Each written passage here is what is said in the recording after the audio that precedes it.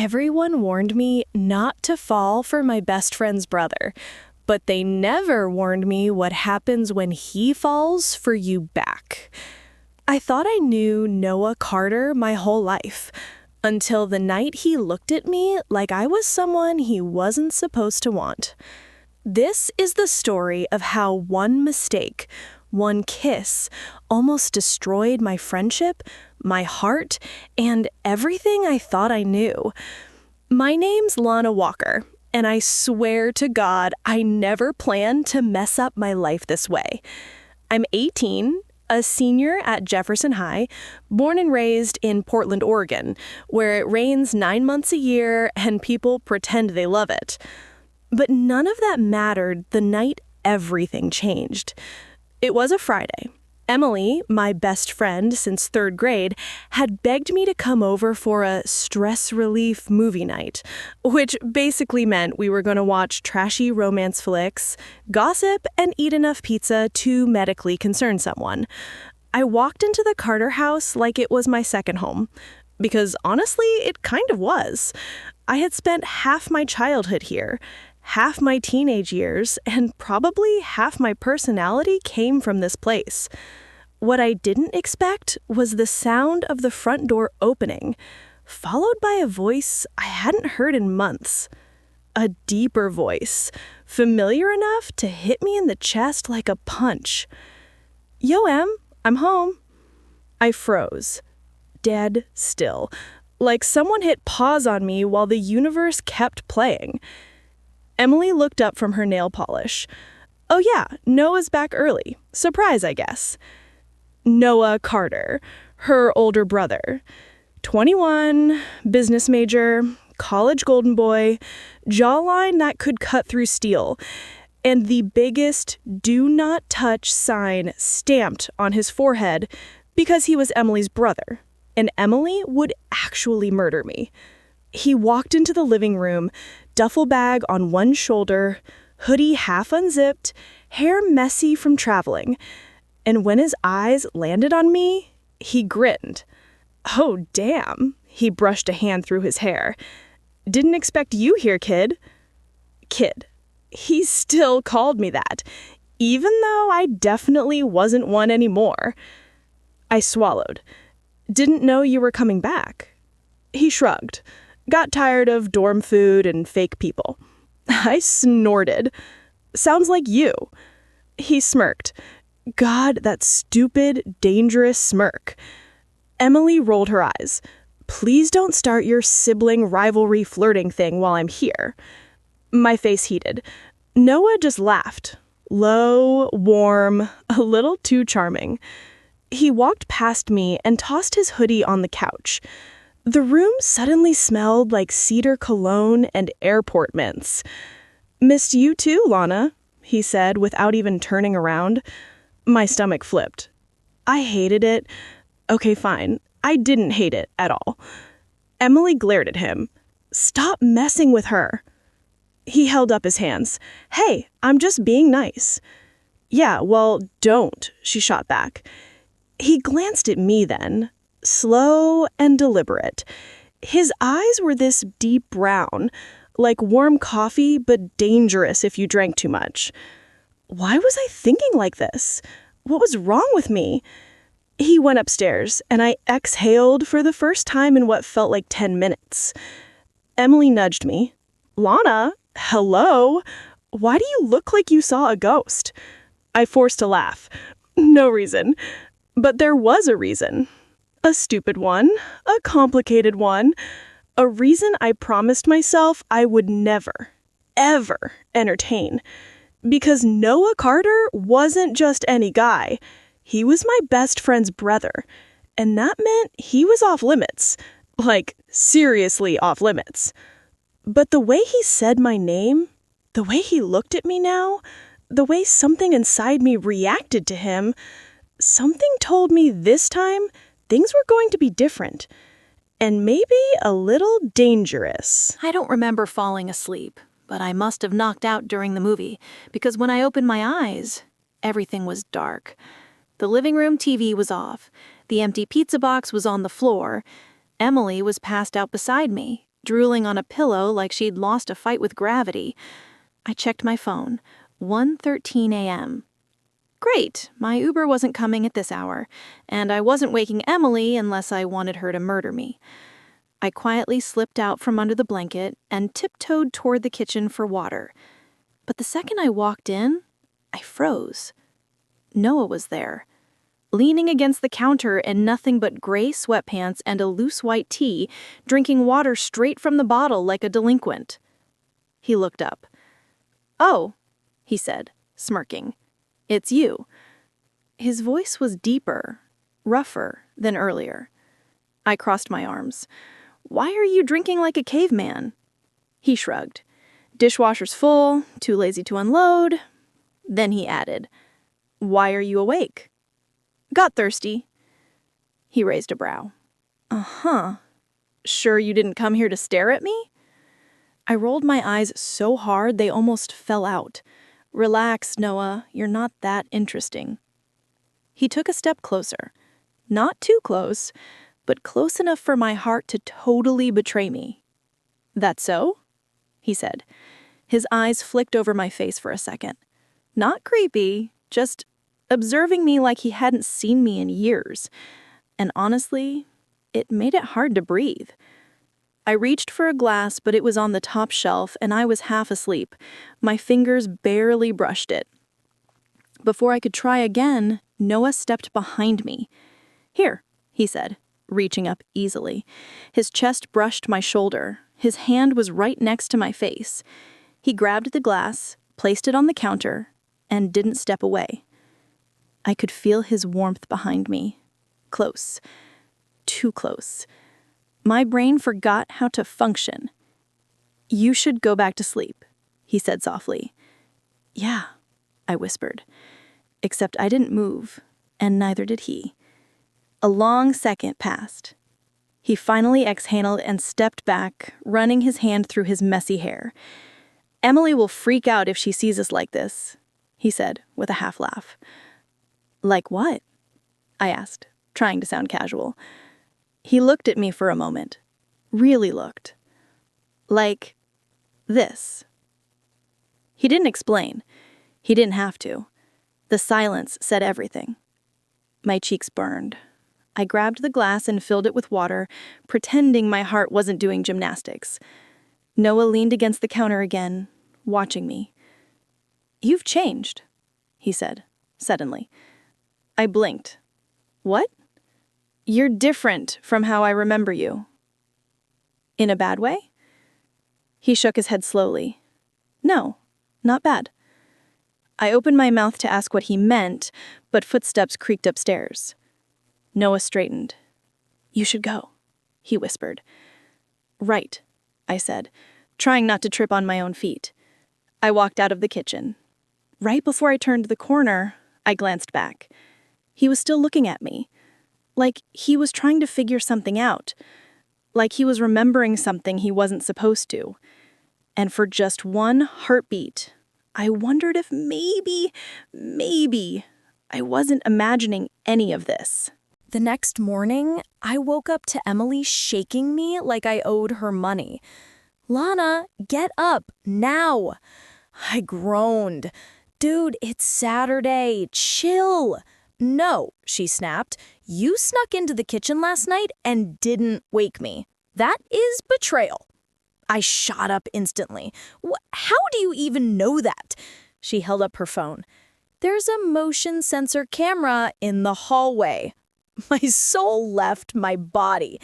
"You have a camera in your hallway?" I whispered. "It's my dad's stupid idea. He thinks raccoons break in at night." She squinted at me. "But the footage shows you walking to the kitchen, and then—" I froze. My stomach dropped. "And then what?" I asked, trying not to look guilty. Emily narrowed her eyes. "And then Noah walks in 30 seconds later." No. Oh, no. "Okay, but that means nothing," I blurted. "It means you were alone with my brother at like 1 in the freaking morning. He just wanted water. That's what serial killers say. I put my hands up. Em, relax. I swear nothing happened. She stared at me for a full 5 seconds, like she was scanning my soul for lies. Fine, she said finally, but I'm watching you. My heart pounded, because honestly, a part of me wished something had happened. Cut to later that day, tension level, illegal. Emily dragged me to the Carter kitchen again because she wanted pancakes. We walked in and, of course, Noah was already there. Hair messy, sweatpants again, because apparently the universe hated me. He looked up from his mug and smirked. "Morning, kid." Emily glared at him. "Don't call her that." He lifted a brow. "Since when?" "Since now." "Okay, weird." Emily stomped to the fridge, still watching us like a hawk. I sat at the counter, trying to appear normal. Noah walked over, his voice low so Emily couldn't hear. "You disappeared fast last night." "I didn't disappear, I just went to sleep." He leaned a little closer. "Looked more like running." My eyes widened. "I wasn't running from anything." He smirked again. "Sure." Before I could defend myself, Emily slammed a pan on the stove so loud both of us jumped. "Do you two want to talk louder, or should I leave the room so you can have your moment?" My face turned tomato red. No one is having a moment. Noah didn't help. He just sipped his coffee like he was watching a reality show. Jealousy. First tiny spark. Later, Emily decided she wanted to go to the mall, so we all piled into Noah's car. I took the back seat. Safe, normal, fine. But Emily suddenly said, "Actually, Noah, can Lana sit in the front? I need to stretch out." I froze. Why would she? Noah glanced back at me with one eyebrow raised. "Front seat's free, kid." I wanted to melt into the pavement. I got in front, buckled my seatbelt, and kept my eyes glued to the window, because if I looked at him for even 1 second, I knew my face would betray me. We drove for maybe 4 minutes before Noah suddenly asked, "So, who keeps texting you? You've been smiling at your phone all morning." I blinked. "I'm not smiling." "You kinda are." Emily, from the back seat, "Lana has a guy friend. His name is Tyler." "No, I did not. Tyler was just in my chem class." Noah's jaw tightened. Barely, but enough. "Oh," he said, voice flat. "That so?" Emily grinned. "Yeah, he's cute." Noah didn't say anything after that. Didn't look at me, didn't smirk, didn't tease. Just clenched the steering wheel like it personally offended him. I almost smiled. Noah Carter, jealous? No, impossible. Right? The mall was packed. Like the type of packed where strangers breathe in your personal space and you instantly regret leaving the house. Emily was in a hyper mood, dragging me store to store like a hostage. Noah stayed with us, hands in pockets, bored expression, looking like someone forced him to be there. But every time I drifted too far in the crowd, his eyes found me first. Always. The changing room incident. Emily shoved 4 dresses in my hands. "All of these. Try them. Now." "Do it or I'm buying you a clown wig." I sighed and headed into the changing rooms. But the zipper on the first dress got stuck behind my shoulder. I twisted, stretched, spun like a broken robot. Nothing. I cracked the door open an inch. "Emily, hey, can you help?" Except Emily wasn't there. Noah was. He stopped mid-step, eyebrows raising. "You good?" I swallowed. Zipper? Stuck. He hesitated. For a second, maybe 2. Then he glanced around the hallway. No one was watching. Stepped forward and pushed the door slightly open. "Turn," he said softly. I turned, heart pounding, like it was trying to escape my body. His fingertips brushed the bare skin of my upper back as he took hold of the zipper. Warm, slow, careful. He tugged once, gently. The metal moved, sliding up smoothly.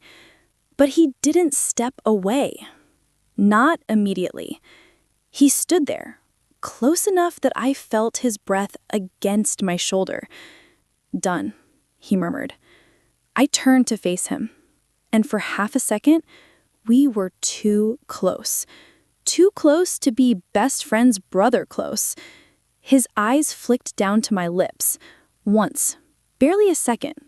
But I saw it, and my world tilted. But then, Emily's voice exploded behind him. "What are you doing?" He jerked back like someone lit him on fire. Emily stared at both of us like she walked in on a crime. I panicked. "The zipper, it got stuck. He was helping."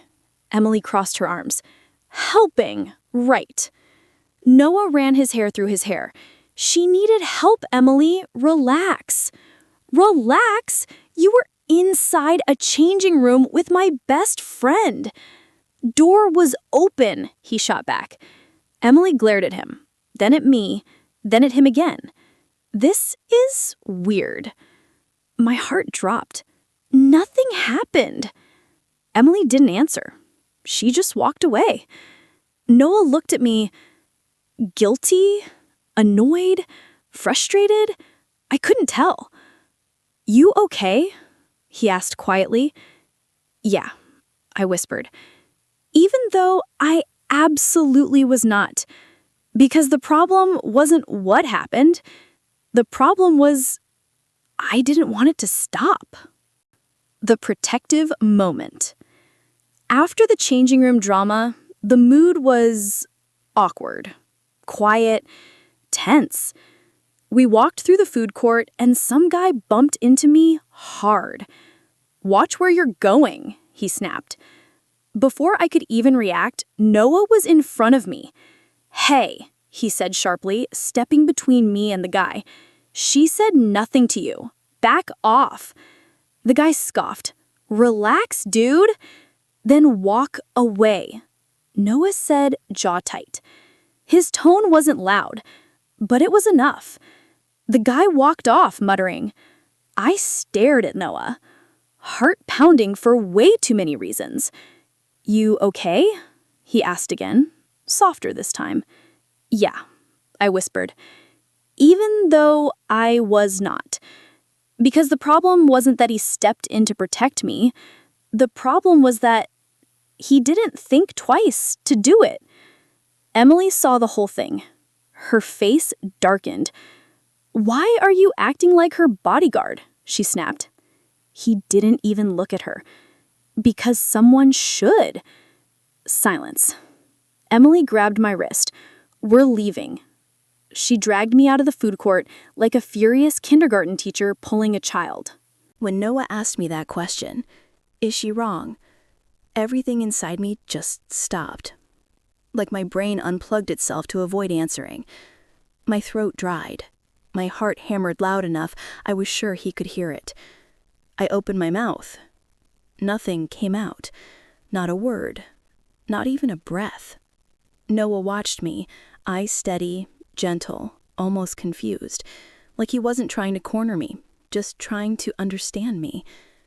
"Lana," he said quietly, "it's just a question." But it wasn't just anything. It was a line I wasn't allowed to cross, not morally, not logically, not if I wanted to keep my best friend. I finally looked away.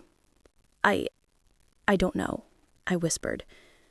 He stepped closer, so close that there was maybe a foot between us. "But you paused," he said softly, "and people don't pause on no." My breath hitched. Before I could say anything, Emily walked back toward us, fast, face tight, eyes red like she'd been fighting tears. She didn't look at Noah, didn't look at me, just said, "Get in, we're leaving." So we did. Car ride from hell. The drive home was silent. Painfully silent. No music, no jokes, no Noah teasing me about the window being smudged or me being dramatic. Just tension thick enough to choke on. I stared out the window the whole ride, trying to stay invisible. Emily stared at her phone like it insulted her. Noah's jaw was clenched the entire time. The air felt like it could snap. When we pulled into their driveway, Emily got out without a word and walked inside. Noah stayed sitting. So did I. He finally spoke, soft, careful. "You should talk to her, Lana." "I know," I whispered. "She's hurt. Not because of you, but because she cares about you." "I care about her too," I said, voice breaking. He turned his head, eyes on me, really on me. "And that's exactly why this is complicated." I swallowed hard. "Yeah." He rested his hand on the steering wheel, tapping his thumb, like he wanted to say something but fought it. "Look," he said, "whatever you feel or don't feel, I don't want it to ruin things between you two." "Neither do I." Another silence. Then he added fully slower, "And for the record, I'm not trying to make this harder." But he was. He absolutely was. Because the way he was looking at me, like he cared, like he noticed me, like I was someone he shouldn't want but did anyway, it was everything I wasn't supposed to feel. I forced myself to open the door. "Thanks for the ride," I said, trying to sound normal. He reached out instinctively, like he wanted to touch my arm, but he stopped himself, pulled his hand back, and said the one thing that shattered me just a little bit more. "Lana, talk to me later, okay?" My breath caught. "Okay," I managed, barely. I stepped out, closed the door, but before I walked away, he rolled down the window and said, "And for what it's worth, your answer doesn't scare me." Back inside, the friendship crack. Emily was sitting cross-legged on her bed when I walked in. She didn't look up. I sat down slowly on the floor across from her. "Em?" No answer. I took a breath. "We need to talk." She looked at me finally, eyes sharp, hurt, defensive. "So talk," she said coldly. "I don't like your brother." She laughed once, short, painful. "Lana, don't lie to me, please." I closed my eyes, wished I could disappear. "I didn't mean for any of this to happen," I whispered. "I know," she said quietly, "but feelings still happen." I nodded, tears burning at the back of my eyes. She exhaled long, looking exhausted. "I'm not mad at you. I'm scared." "Scared of what?" She hesitated, then finally said it. "Scared that if he hurts you, I'll lose both of you." My heart broke, because that was the one thing I couldn't promise her. Emily didn't cry, didn't yell, didn't throw a pillow at my face like she normally would. She just sat there, quiet, too quiet. And that scared me more than anything.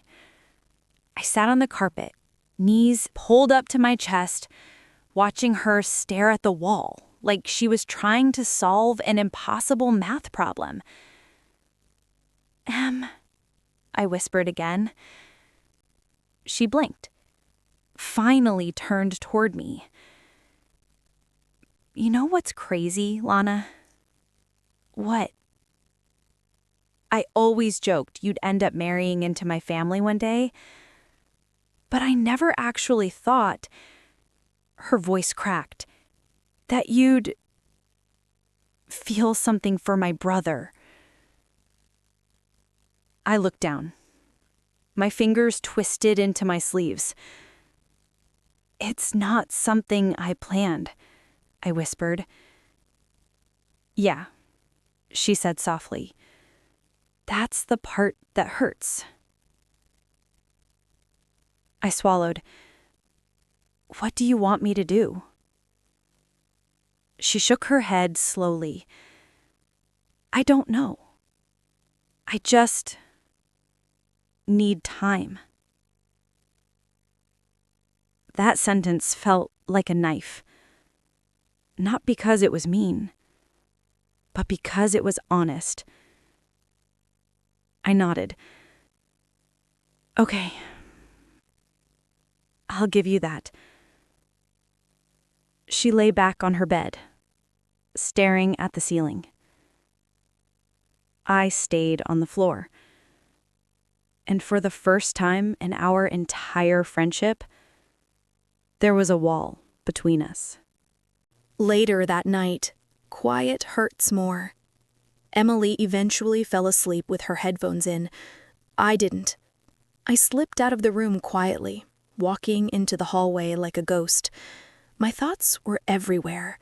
Messy, painful, confusing. I didn't want to like Noah. I didn't want to feel anything, because feeling something meant consequences. I walked downstairs for water. Again, it was becoming an unhealthy pattern. The kitchen was dim, only the microwave clock glowing green. I poured a glass and leaned against the counter. And then I heard footsteps behind me. Noah. Of course. He walked in wearing a dark hoodie and sweats, looking tired, but sharp. He always looked sharp. He paused when he saw me. "You okay?" he asked, voice low. I let out a humorless breath. "Not really." He came closer, slowly, like he didn't want to push too hard. "What happened?" he asked. "Emily," I said softly. "She's hurt, and I don't know how to fix it." He nodded slowly. "That's on me," he said, unexpectedly. I looked up. "What? No, it's not." "It is," he said. "I should have kept my distance. You're her best friend, and I shouldn't have." He stopped himself. My heart stung. "What shouldn't you have?" I whispered. He looked down, jaw tightening. "Made things confusing for you." Confusing. Confusing. I almost laughed. "Okay, but what exactly is confusing, Noah?" I asked, voice shaking. "Because you're not acting like someone who doesn't—" I stopped. A breath hung in the air between us. He stepped closer. One step. Another. Until we were inches apart. "No," he said quietly. "I'm not acting like someone who doesn't." My heart thundered. "But," he added, "I'm trying really hard not to make this worse for you." His voice softened even more. "You're stuck between me and Emily, and that's not fair to you." I shook my head. "It's not about fair. It's about how complicated everything is." He searched my face. "You really think it's just complicated? What else would it be?" He stared at me like he wanted to say everything he'd been holding back for years.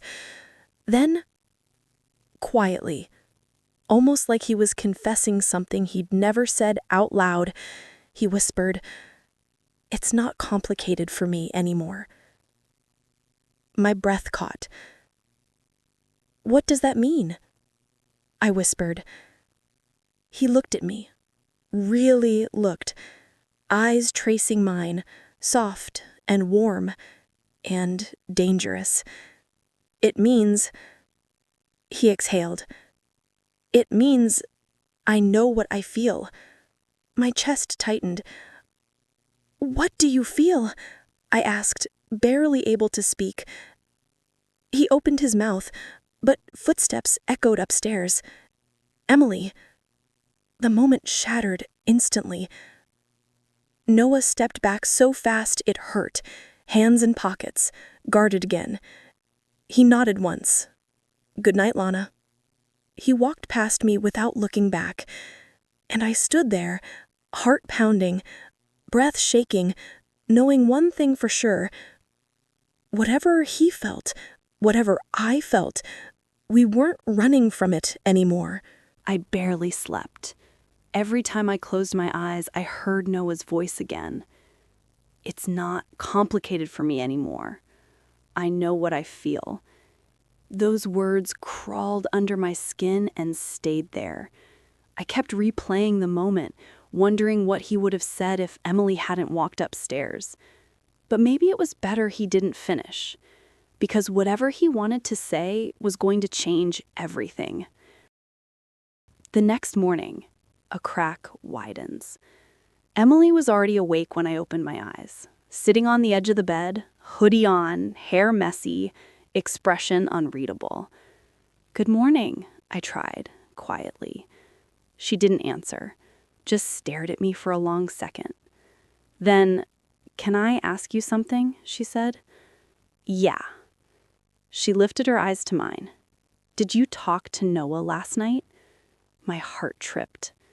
"Yes," I said honestly, "just a little." "What did he say?" I hesitated a beat too long, and she noticed. "Lana," she said slowly, "are you hiding something from me?" That hit hard. "No," I said instantly, but it sounded weak, too weak. She stood up, arms crossed. "You know what hurts?" she whispered. "You keep saying nothing is happening, but your face says something is happening." "I'm not lying." "Then tell me the truth," she snapped. "Do you have feelings for him?" The room fell silent, painfully silent. I opened my mouth, but nothing came out. Not because I wanted to hide it, but because saying it out loud would make it real. And real was dangerous. Emily swallowed, stepping back. "That's what I thought," she whispered. The breakfast disaster. We walked downstairs in silence. The whole house felt like it was holding its breath. Noah was in the kitchen, frying eggs like he wasn't the cause of 17 emotional crises. He looked up when we entered. "Morning," he said lightly. Emily didn't answer. I mumbled, "Morning." He studied Emily, then me, sensing the tension instantly. His brow tightened. "What's wrong?" he asked. Emily burst. "What do you think is wrong, Noah?" she said sharply. He set down the spatula slowly. "Emily?" "No," she said, voice shaking. "You don't get to act clueless. I know something is going on, and I want the truth." Noah tensed. "Nothing is... Don't lie to me," she snapped. He froze. She pointed at me. "I saw her face. I saw your face. Don't tell me this is nothing." I felt sick. My hands shook. "Emily, please," I whispered. "No," she said, eyes burning. "I need to know right now. Is this one-sided? Is she falling for you? Or are you actually feeling something?" Noah's jaw clenched. His eyes flicked to mine for half a second, a soft, painful, knowing look before he looked away. Emily saw it. Of course she saw it. Her breath caught. "Oh my God." "You do." Noah exhaled sharply. "Emily, calm down," she said louder. "No, you're my brother. She's my best friend. And you two are..." Her voice cracked. "I feel like I'm losing both of you at the same time." I stepped forward. "Emily, please." She shook her head, stepping back like I burned her. "I don't want to talk to either of you right now." And she walked out. The front door slammed so hard the floor shook. The aftermath, the first shatter. The silence left behind felt like a wound. Noah dragged a hand over his face, sighing. "Damn it," he muttered. I stood frozen, helpless, terrified. "This is my fault," I whispered. "No, it's not." He turned toward me. "Emily would have reacted no matter what. That's who she is. But I should have controlled my feelings." He looked at me with a softness that made my chest ache. "You can't control that," he said quietly. "I couldn't control mine either." My breath stilled. You really mean that?" I whispered. He nodded once, and the room felt different, heavier, more dangerous, because now it was said. confirmed, real. Noah Carter felt something. For me. And that fact alone was enough to break everything. I turned away, tears blurring my vision. I don't want to lose her, I whispered. You're not going to, he said firmly. How do you know? My voice cracked. She literally just walked out because of us. He stepped closer. Not touching, but close enough that I felt him. He said, because I know my sister, he said softly. She loves you, a lot. She's just scared. He paused, and honestly, so am I. I looked up at him. You're scared? Yeah. For you? Yeah. My heart shook. He took a slow breath, voice barely above a whisper. I just didn't think she'd find out this soon. I froze. This soon? Meaning what? He was planning to say something eventually? He had feelings before this moment? Before I could speak, he said, Lana, I'm not asking you to choose between us. You don't have to. But the pain in his eyes said he was afraid I might. The second Emily walked out, something inside me snapped. I grabbed my hoodie and ran after her, barefoot, hair messy, heart pounding so hard it hurt. Outside, the cold hit my lungs like ice. I scanned the street, found her sitting on the curb, hoodie up, hugging her knees like the world just punched her. I walked slowly toward her. Em, I whispered. She didn't look up. I sat beside her anyway. Quiet, careful, leaving just enough space so she didn't feel trapped, but close enough so she knew I wasn't going anywhere. For a full minute, neither of us spoke. Just breathing. Just hurting. Finally, she said softly, You know the worst part? I swallowed. What? When I got home for winter break, I told myself this would be our stress-free month. No drama, no heartbreak, just you and me. She sniffed. And now it feels like I'm losing you to my own brother. The words stabbed me. Deep. I'm not losing you, I whispered. She looked at the ground. That's what everyone says right before they leave. I blinked hard, tears burning. Emily, you're like my sister. I don't want to hurt you. I'm not trying to. I never wanted any of this. I didn't plan anything with Noah. I know you didn't, she said quietly. Then why? Because it still feels like betrayal, she said, and her voice cracked right down the middle. I bowed my head. Say something, she whispered. Anything. So I did. I don't want him more than you, I said honestly. But I can't pretend I don't feel something when I do. Emily's eyes finally lifted to mine. Pain, shock, and something else. Acceptance trying to break through. She pulled her knees tighter. You know what scares me? She said. If he hurts you, I'll hate him, and I'll hate myself for letting it happen. I shook my head instantly. No, it's not your job to protect me from him.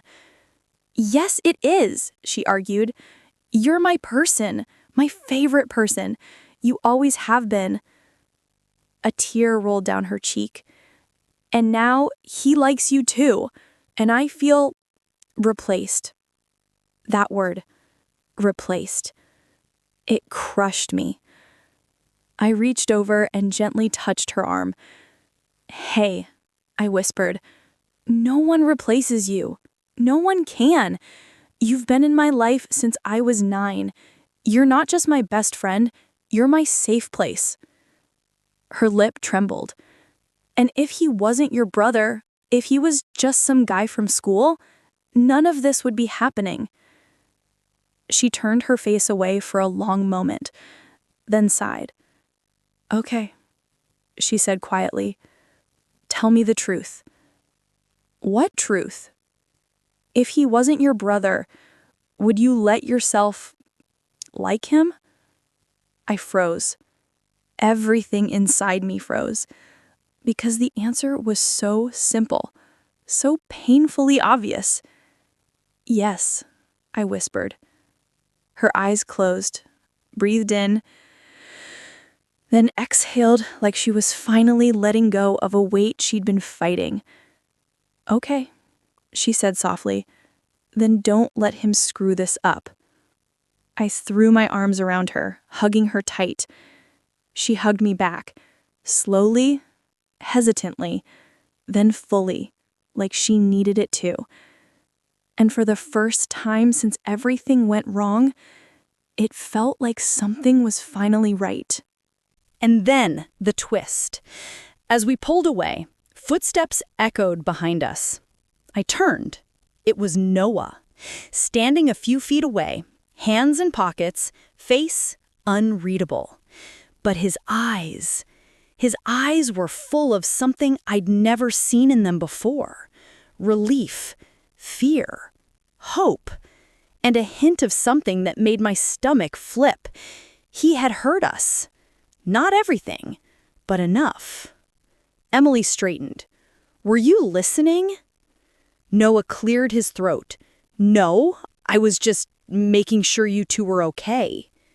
A lie, but a gentle lie. Emily sighed. "Go talk to her." Noah blinked, surprised. "You sure?" She rolled her eyes. "If you break her heart, I'm burying you in the backyard." Noah smirked. I'd expect nothing less. Emily turned to me. "Go." My heart lurched. I stood up slowly, walked toward him. He didn't move, just watched me like he was trying not to breathe. When I stopped in front of him, he spoke first, quiet, afraid to push too hard. "Did you mean it?" I swallowed. "Mean what?" "Mean what? That if things were different, you'd let yourself feel something?" My chest tightened. "Yes," I whispered. I meant it. His jaw flexed, and for the first time, he let himself smile. Not cocky, not teasing. Soft. Real. And then he said, "I've been waiting for you to say that for a long time." My world stopped. Everything stopped, except him, standing there, looking at me like I was something he wasn't supposed to want, but wanted anyway. So badly. When Noah said, "I've been waiting for you to say that for a long time," my entire body forgot how to function. My knees went soft. My heart did that stupid, dramatic TV show thud. And my brain? Yeah, it just shut down. I stared at him. He stared at me. And for one terrifying, electrifying moment, it felt like the whole world was holding its breath. The walk back up the driveway, neither of us spoke. We just walked slowly toward the house, not touching, but close enough that if I leaned even an inch, our arms would brush. My head felt foggy, warm, hopeful and terrified all at once. When we reached the porch, he stopped. "Lana, before we go in, I need you to know something." I turned to him. "What?" He exhaled like he'd been holding this in for years. "I wasn't supposed to feel anything for you." My heart flipped. When I left for college, I told myself letting you go was the right thing. You were still in high school. You were Emily's best friend. He shook his head. "You were off mimics." My breath caught. "But then," he said, voice low, "every time I came home, you were different, smarter, funnier, more yourself." His eyes softened, and somewhere along the way, I stopped seeing you as just Emily's best friend. Heat rushed through me so fast it made me dizzy. "Noah," I whispered. He stepped closer. "Trust me, I'd tried. But last night, when you looked at me in that kitchen like you were scared to breathe, I knew I wasn't imagining it." "I wasn't imagining it either," I whispered. And that single sentence, God, it changed everything. The almost moment. He took one more step. Now there was no space left. His voice dropped, softer than ever. "Can I tell you the part that scares me most?" I nodded, barely breathing. "I didn't just like you. I still don't just like you." My pulse exploded.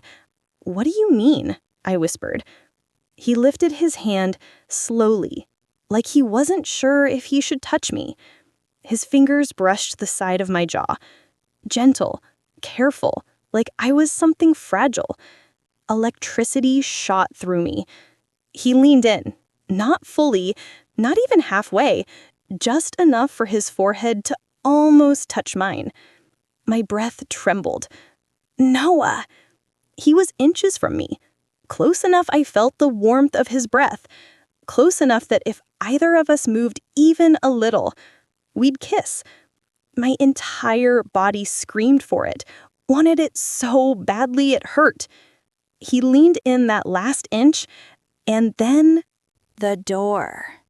The worst timing in human history. Slam. The front door swung open. Emily stood there, eyes wide, jaw dropped, face pale. She saw everything. Not the kiss, but the almost. And sometimes the almost hurts more. We jumped apart like guilty teenagers. Emily stared at us for a long, horrible second, her breathing sharp. I froze. Noah froze.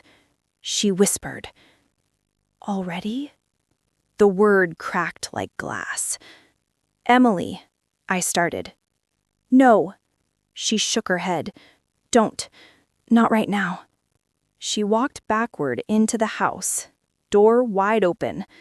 Not slamming this time, just devastated. I felt like the ground swallowed me whole. "No," I whispered. "No, no, no, this can't be happening again." But Noah caught my wrist gently. "Lana." I pulled my hand away. "I have to talk to her." "I know. I have to fix this." "I know that too." He stepped back, giving me space. "But Lana." I paused. He looked at me with something raw in his eyes.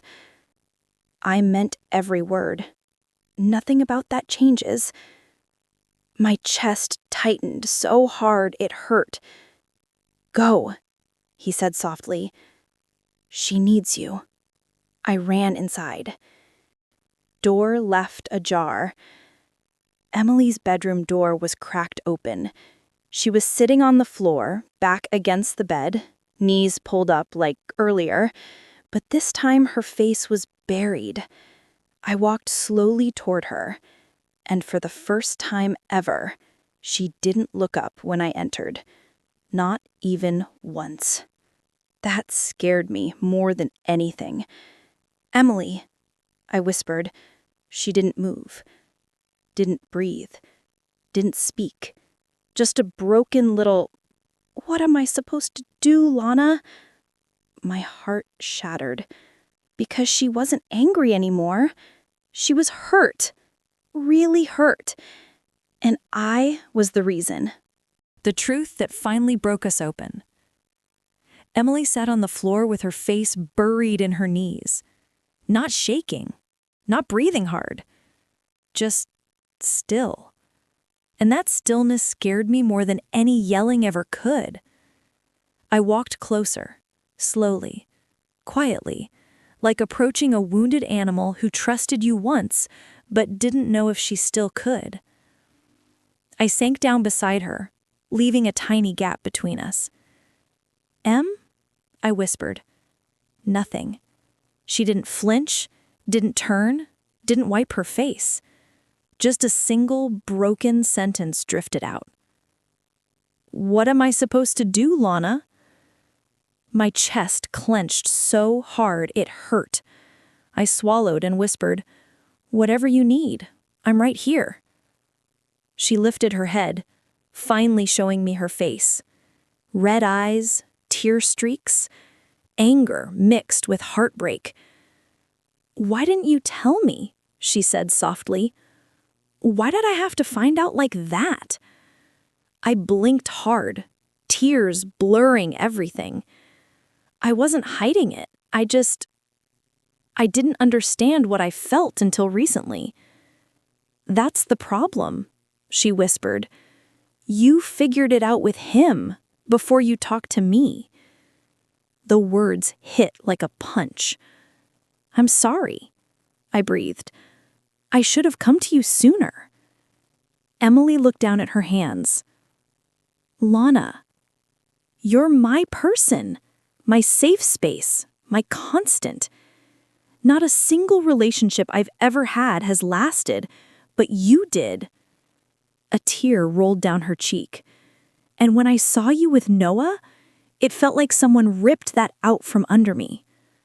My heart shattered. I scooted closer, hesitated, then gently placed my hand over hers. She didn't pull away. "Em," I whispered, voice cracking, "you haven't lost me. You're not going to lose me. Not to Noah, not to anyone." She exhaled shakily. "But I did. Even for a second, I felt like I did." Silence. Painful, honest silence. After a moment, Emily whispered, "Do you love him?" The breath left my lungs. Love was a big word, a terrifying word, a real word. But the worst part?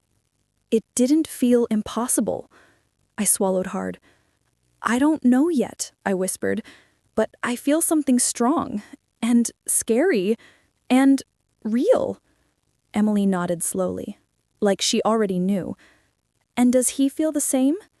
Before I could answer, a floorboard creaked outside the door. Both of us turned. Noah, standing in the hallway, back leaned against the wall, expression tense. He'd heard. Emily stiffened. Her jaw tightened. "Noah," she said sharply, "were you listening?" He stepped forward, but his voice stayed soft. Only the part where she asked if I felt the same. Emily crossed her arms. "Well, do you?" His eyes went straight to me, not hesitant, not scared, not confused. Clear, direct, real. "I do," he said simply. My stomach dropped. Emily sucked in a sharp breath. "Noah," I whispered, but he didn't look away. "I feel something real," he said, and I tried to ignore it. I tried not to make this complicated for either of you, but I can't lie about it anymore. Emily looked at him like he was speaking another language. "Noah, she's my best friend." "I know," he said quietly. "That's the only reason I didn't say anything years ago." My head snapped up. "Years?" I whispered. Noah's jaw tensed. Emily blinked. "Wait, what do you mean years?" He looked right at me, voice steady. "I've liked her since she was 16. The world froze. Emily's eyes widened. "What?" Noah ran a hand through his hair. "I kept it to myself because it wasn't right. She was young. You were her best friend. I didn't want to mess anything up, so I stayed away, even when it hurt. My heart felt like it was breaking open." Emily stared between us, broken, confused, overwhelmed. She whispered, "So both of you have been feeling things and neither of you told me?" We both went silent. Emily rubbed her face with both hands. "This is insane! Like a bad teen drama, except you two aren't the villains. Nobody is." She looked at me, really looked at me. "I want you happy, Lana. I want you safe.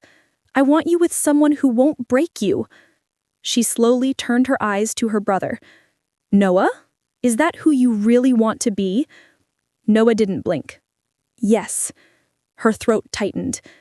And you won't hurt her? His voice went low, raw, honest. I care about her too much to even think about it. Emily took a long, shaky breath, then whispered, Okay. I stiffened. Okay? I echoed. She nodded slowly. I'm not promising this won't be weird, or hard, or messy. She wiped her tears. But if this is real, if both of you feel this, then I'm not gonna stand in the way. My breath broke. Tears filled my eyes. Emily, I whispered. She hugged me suddenly, arms tight, face in my shoulder, shaking. I love you, idiot, she mumbled. You're still my person. I hugged her back, crying into her hoodie. When she pulled away, she looked at Noah. One warning, she said. He lifted his brows. I know. No, she said. You don't. If you break her heart, I'm shaving your eyebrows when you're asleep. Noah laughed softly. For what it's worth, he glanced at me, eyes softening. I don't plan on hurting her. At all. Emily rolled her eyes. I need sleep. You two need a brain. Good night. She walked to her room and closed the door gently. Not slammed, not locked, gentle. Like a truce. Like hope. I turned to Noah.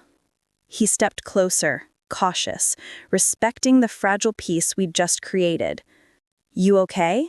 He asked quietly. I don't know. I feel like I lived 3 lifetimes in 1 hour. He smiled softly. Me too. For a moment, nothing else existed except the two of us in that hallway. And then Noah said, Lana, can we talk tomorrow? Just you and me? My heart soared and sank all at once. Yeah, I whispered. I want that. His smile deepened. Small, real, warm. Good night. Good night, Noah. He walked away. I stood there, pressed against the wall, trying to steady my breathing. Because everything had changed.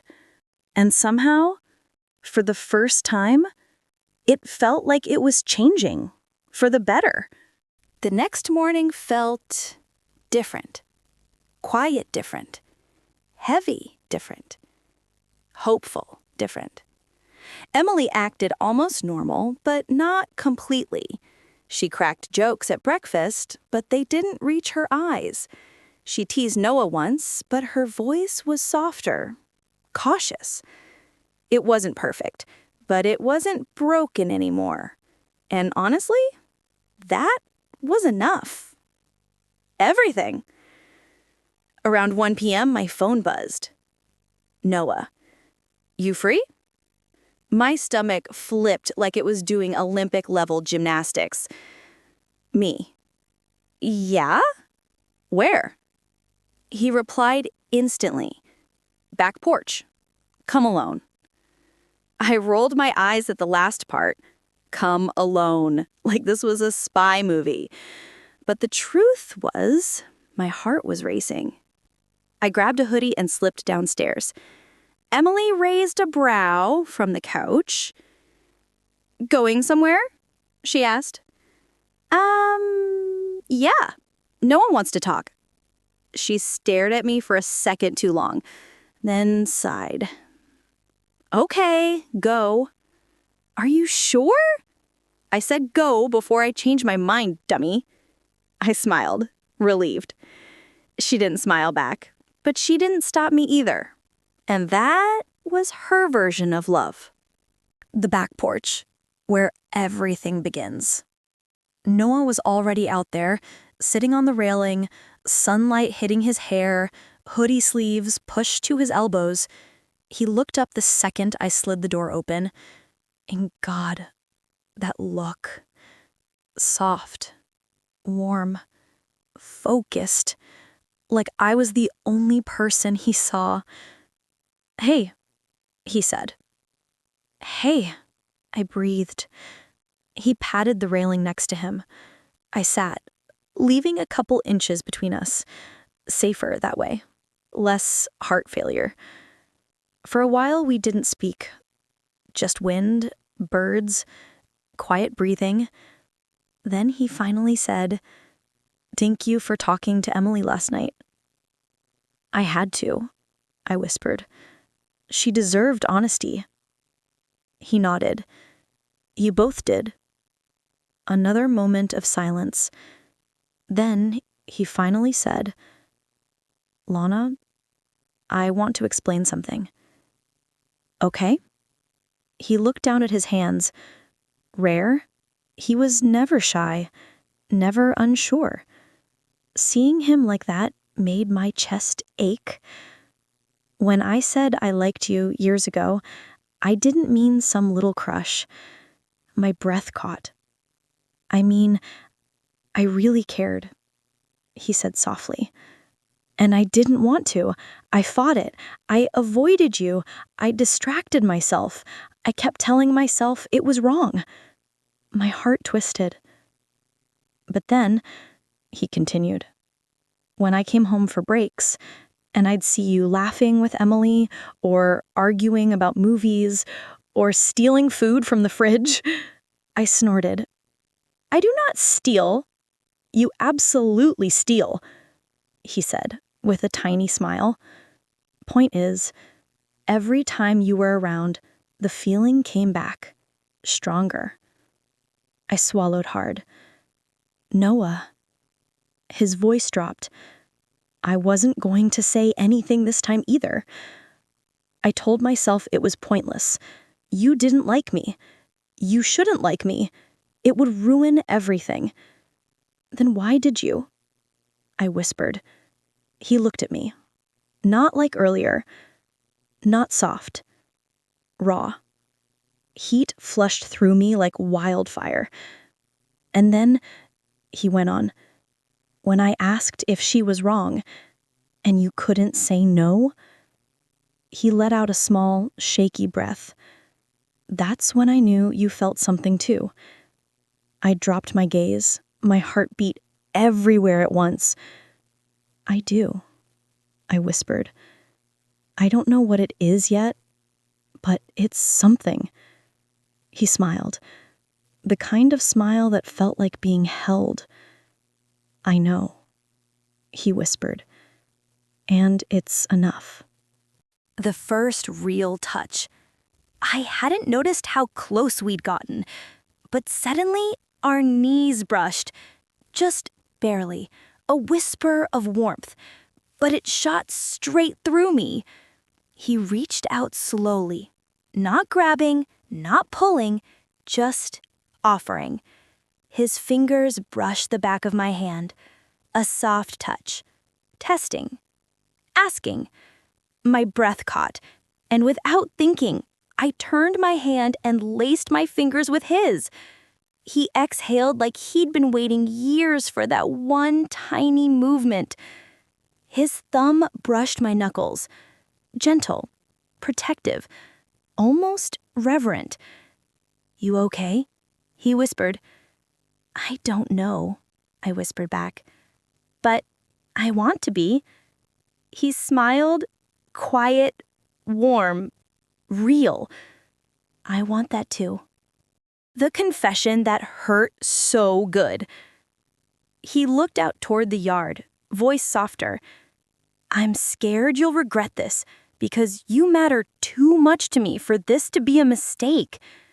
I squeezed his hand. I won't, I said. It feels too right. He looked at me again, this time with something deeper in his eyes. Something I wasn't ready to name. Not yet. But I felt it. Everywhere. The interruptions never end. A loud fake cough came from behind us. We both jumped and turned. Emily stood at the door, arms crossed, eyebrows raised. Oh my God, she said flatly. You two holding hands like a Disney couple? Really? I jerked my hand back so fast I almost dislocated something. Noah didn't move his. He just laughed. Emily rolled her eyes dramatically. I'm going inside before I throw up from the rom-com energy. She opened the door, paused, looked back at us, and said, "But for the record, I'm glad you're talking." Then she went inside and closed the door softly. Not angrily, not sarcastically, softly. Like acceptance, like support, like she wasn't losing us. She was just learning to share us. It had been 3 days. 3 messy, confusing, healing days. Emily didn't avoid me anymore. Noah didn't keep his distance. And I, finally, stopped running from how I felt. But today felt different. Like the universe wanted everything to come full circle. The evening that felt like an ending and a beginning. It was almost sunset when Emily barged into my room and threw a hoodie at my face. "Get up," she said. "We're going somewhere." I blinked. "Where?" "Just come, woman." She dragged me downstairs. When I stepped onto the porch, Noah was already waiting. Hands in pockets, soft smile, that familiar warmth in his eyes. Emily nudged me forward. "I'm giving you 30 minutes, she declared. "After that, I'm checking if you murdered each other." Noah laughed. I blushed. Emily rolled her eyes and disappeared inside, leaving us alone again. I stood next to him, feeling strangely shy. "So," I said. "So," he echoed, smiling. We walked down the driveway in silence. Not awkward silence, comfortable silence. Just 2 people who'd finally stopped pretending. The hilltop. There's a hill behind the Carter house, the same hill Emily and I used to sneak to during sleepovers. Noah led me up the path, hands brushing occasionally, but never quite touching. When we reached the top, the whole city stretched below us. Lights flickering on, sky turning orange and purple. "Pretty, right?" he said quietly. "Yeah, but I've seen it a million times." He looked at me. "Not like this." My heart flipped. We sat on the grass, closer than before, but still with that tiny space between us that held all our history, fear, hope. "Noah," I whispered. "Why here?" He took a breath. "Because this is where I first realized I liked you." My breath stilled. "Years ago." "You were laughing at something stupid," Emily said, "sitting right here, staring at the city like you owned it." And I remember thinking, God, I'm screwed. A soft laugh escaped me, then turned into something deeper, warmer. "I wish you told me," I said gently. He couldn't. You were too young. Emily would have actually thrown me off this hill, and I wasn't ready. But I'm ready now. The wind brushed against us, cool and gentle. He reached out slowly, giving me time to pull away. I didn't. His fingers slid between mine, not tentative, not unsure, certain. The kind of touch that said, "This is real. This is happening. This is us." "Lana," he said softly, "I'm not asking you for a label, or a promise, or anything huge." He squeezed my hand. "I'm just asking to see where this goes." I swallowed hard. Me too. His smile, God, I'd never seen something so warm on him. We sat like that, holding hands, watching the city breathe. And for the first time, everything felt calm. Right. In place. Complete. The moment that finally happened. He shifted closer, this time not leaving any space. His shoulder brushed mine, his breath warm against my cheek. "Can I?" he whispered. I nodded. He leaned in, slow, gentle, careful, like he was giving me every chance to change my mind. I didn't. Our lips met in the softest, sweetest kiss.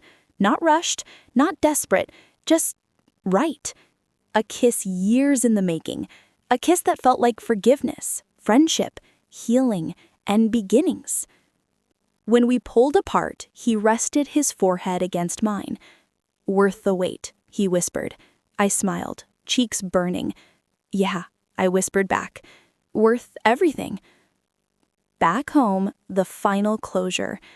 When we walked back inside, Emily was pretending to watch TV. She looked up, saw our joined hands, and sighed dramatically. "Oh my God," she groaned. "You two are disgusting." But she was smiling. Really smiling. I hugged her. She hugged me back tighter. "You happy?" she whispered. "Yeah, I am." "Good," she said. "Because if he hurts you—" "I know," Noah said from behind me, rolling his eyes. "Backyard, shovel, I get it." Emily pointed at him. "Exactly." We all laughed. And for the first time since everything began, it didn't feel awkward or tense or wrong. It felt like something new. Something ours. Sometimes the person you're not supposed to fall for ends up being the one who changes everything. This wasn't the love story I expected, but it's the one that finally felt real.